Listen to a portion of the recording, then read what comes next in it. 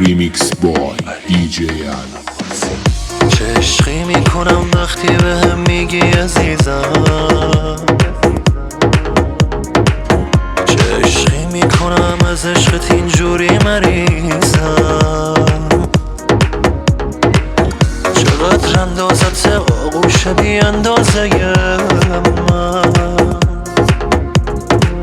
چه عشقی میکنم وقتی تو رو با من ببینم. بمون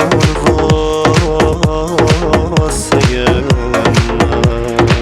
دیجی حمید خارجی ریمیکس. یه جوری عاشقم کن که پای من نلرزه، یه جوری عاشقم باش دل دنیا بلرزه. چقدر بیراه رفتم که راهم باشی حالا، جهنم خوبه حتی گناهم باشی حالا.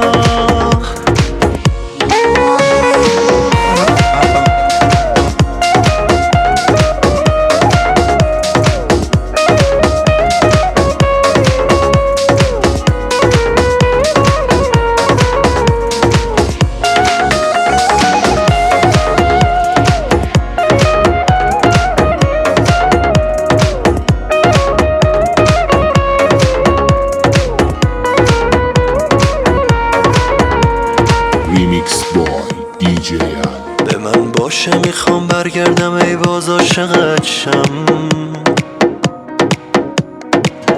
به من باشه میریزم جونم و به پای عشقم. نمیدونم چجوری قبل تو من زنده بودم، تو آست قلبمی بی تو همش بازنده بودم. امینه حسودم، یه جوری عاشقم کن که پای من نلرزه، یه جوری عاشقم باش دل دنیا بلرزه. چقدر بیراه رفتم که راهم باشی حالا، جهنم خوبه حتی گناهم باشی حالا.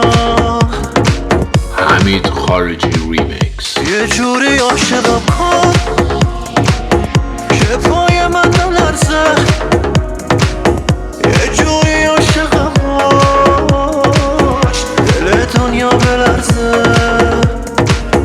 چقدر بیراه رفتم که راهم باشی حالا،